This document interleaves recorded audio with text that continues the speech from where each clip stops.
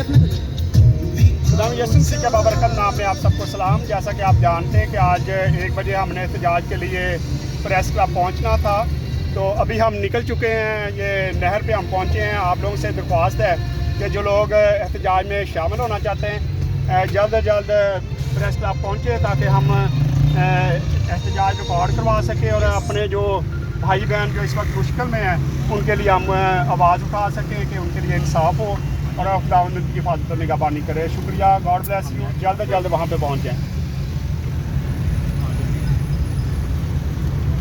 आप देख रहे हैं ये टीम मेरे साथ है, कुछ लोग मोटरसाइकिलों पे और हम इस वक्त प्रेस क्लब की तरफ जा रहे हैं। अभी हम रास्ते में हैं।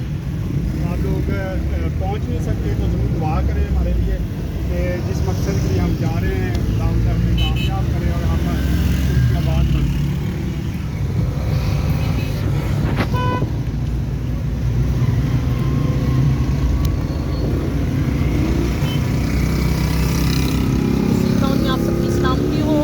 जैसा कि हमने जब हम प्रेस क्लब के लिए निकले थे तो हमने कहा था, बताया था हमने, और आज भी हम आप सबको ये हम कहते हैं कि आप सब वहाँ पे पहुँचे, क्योंकि जो भी वहाँ पे जड़ावाला में और फैसलाबाद में जो भी सानिया हुआ है, जो भी चर्चिस जलाए गए हैं और घरों को आग लगाई गई है, उनके सामान जो है वो उठा लिया गया है और सब उनकी दुख में बराबर के शरीक हैं। 28 चर्च जला दिए गए हैं। 28 चर्च जो हैं वो जला दिए गए हैं। और अगर हम ये सोचते हैं कि अगर हम अपने बारे में सोचें, हम अपने चर्चिस के बारे में सोचें और हम अपने घरों के बारे में सोचें, तो अगर महसूस करें तो इतना दुख होता है कि हम इतनी मेहनत से जो घर बनाते हैं और खुदा उनका घर जो बनाया जाता है वो कितनी मोहब्बत से और कितनी मेहनतों से बनाया जाता है।